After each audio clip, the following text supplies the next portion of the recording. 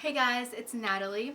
Welcome to my channel. For those of you who don't know, I have a 6-month-old daughter named Desiree, and this video is going to be tips on having a drug-free labor or an easier labor, which an easier labor can lead to a drug-free labor, because why would you get an epidural if you don't feel any pain or if you can handle your contractions? For me personally, I was induced, not by choice, but because of my OB thought that it would be best since my baby was not moving. So I kind of understand, but I just really wish I would have been able to do it naturally. These are going to be tips on if you aren't or are being induced, how to make labor easier. Being induced with like Pitocin or anything like that can make contractions feel a lot more painful than they would if you weren't on Pitocin. So it will be a lot harder to be or more drug-free if you are on Pitocin than you are if you are off Pitocin. Being on drugs can increase your chance, or being induced can increase your chance of having a C-section. So overall, not being induced is the way to not having a C-section. There will be about 10 different things that you can do, 10 to 15 different things that you can do to not use drugs during your labor. And the first tip is to labor at home or go to a birthing center. I'm not sure what the prices are for birthing centers and what's the difference, but the cheapest option would be to do it at home. But if you don't want to do it at home, you can just go to a birthing center. The second tip is to use a pool or a tub. You can just use your tub at home or buy a little inflatable pool. And warm water really helps with pain, and especially if you have back labor, it really helps. And if you want, you can give birth in the pool or tub. Tip number 3 is to ask for no pelvic exams.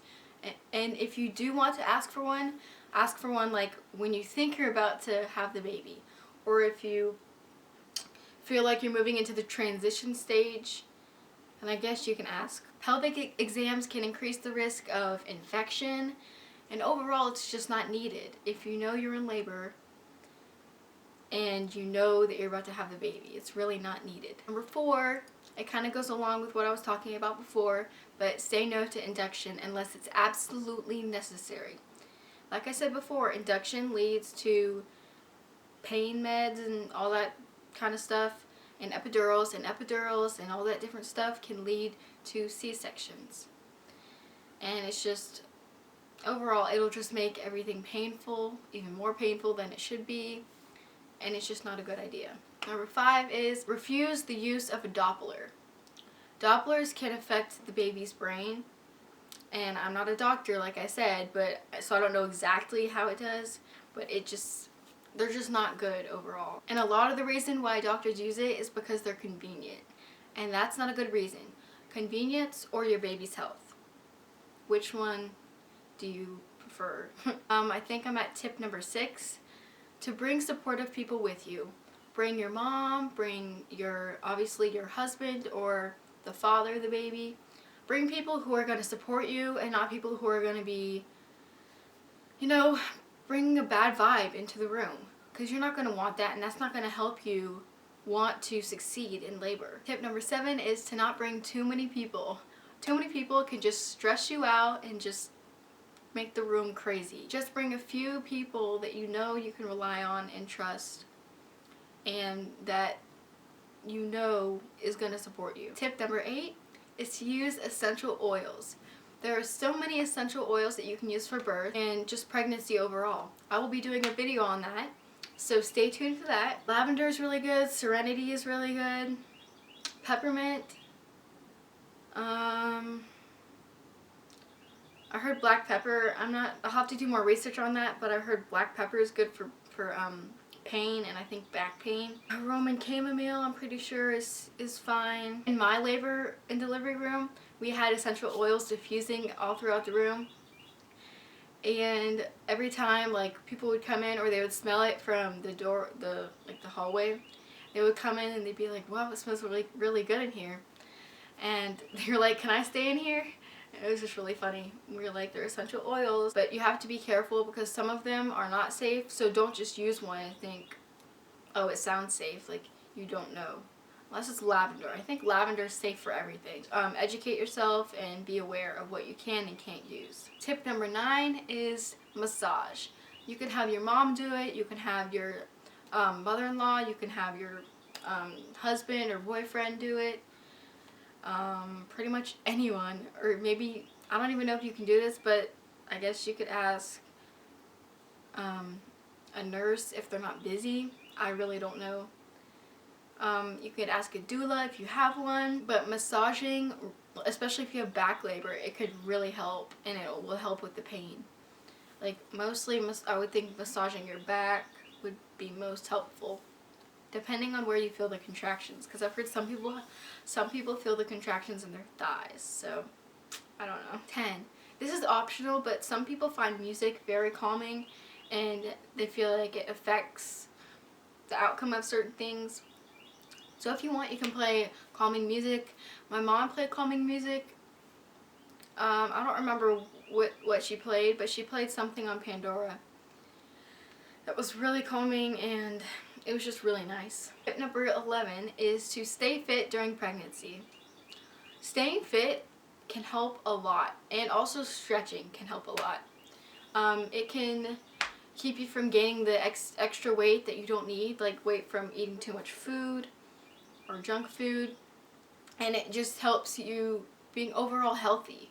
There's nothing wrong with exercising during pregnancy. Just like during the end of your pregnancy or the 3rd trimester, be very careful about what you do. You can even just go on a walk every day, or go on the treadmill, or take a Zumba class in your early months. Do yoga. Really, there's so many things you can do. It doesn't even have to be like that. You can just go clean. That's exercising. Cleaning your house is exercising. You can take advantage of the nesting instinct.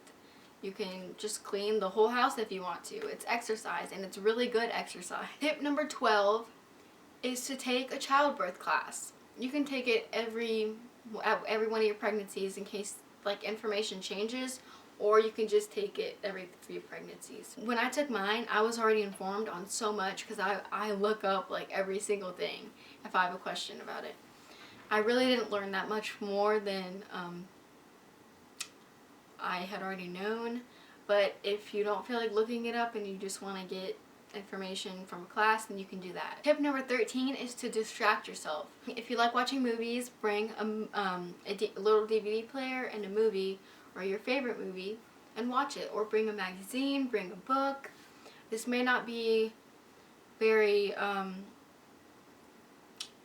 helpful during the last few hours of your labor, because you're not going to be wanting to do something like that. You're going to want to focus on the contractions. I think this is tip number 13.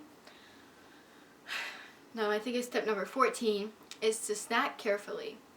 So you're going to want to have a light snack before you have your baby, because you might not feel like eating, or you might feel nauseous. So have a light snack. Maybe like apples, just something, maybe some fruit that's not too sugary. Like, don't eat some mangoes or have soda.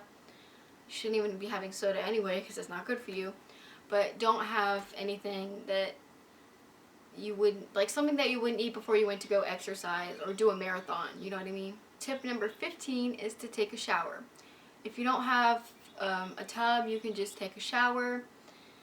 That really helps with the pain too. It's just whatever you prefer. Some people don't like taking baths, but if you don't, then just use a shower. Tip number 16 is to not lie down. Lying down is the worst thing you can do. Like I said before, if you're induced, or if you're just in too much pain and you get your epidural, you kind of have to lay down. You can't really, I mean, you can kind of sit up, but anything other than those 2 things is better than nothing. So I advise you to walk around, get a ball, one of the yoga balls, bounce on it, do whatever you want, walk around. Standing upright can lessen discomfort and move labor along.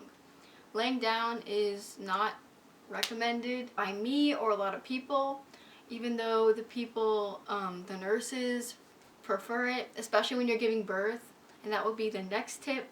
Tip number 17 is to try out different positions. Now look up different laboring positions or birthing positions before you go into labor. You're not going to want to be looking it up like right before you're giving birth. A position that's really good is when you're on your hands and your knees, or you're on your hands and your knees and you but your upper body is like holding on to the back of the bed. Squatting is really good.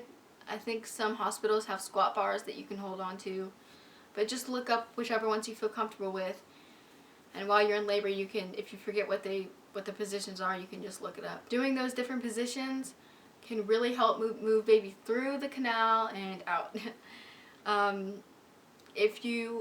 Now some of those, most of those you will not be able to do if you have an epidural, because you can't really move your legs, and your legs are going to be numb, so that's not really an option. Laying back or laying on your back is like the worst position you can do, and it can make labor a lot longer. Tip number 18 is, if you're going to a hospital or birthing center, stay home for as long as possible. Staying home can prevent so many other obstacles that can get in your way. Now, this is unless there is a problem. Unless you think there's a problem, call, or if it's like an emergency, just go to the hospital. For most instances, you're going to want to go to the hospital if it's an emergency. And home is just such a calmer environment than the hospital or any other place you could be at. I think this is tip number 19.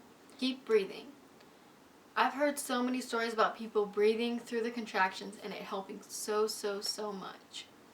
I think breathing is one of the best things you can do. It just helps you just focus on each contraction. And let me get into the next tip, which is the last tip. Tip number 20 is to realize that it's not going to last forever. This is just one small part of your life, I guess you could say. It's not going to last forever. You do get a break. That is the good part. You do get a break. Keep telling yourself that. Just say, this will be over. This will be over. This will not last forever. And just think deeply and think that you going through each of these contractions without drugs can affect your whole baby's life. Being on drugs can affect your baby's brain, which can have so much of an effect on your baby.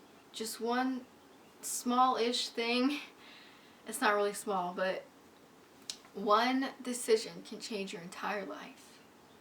Just tell yourself that. Thank you guys so much for watching, and I'll see you all in my next video. Bye.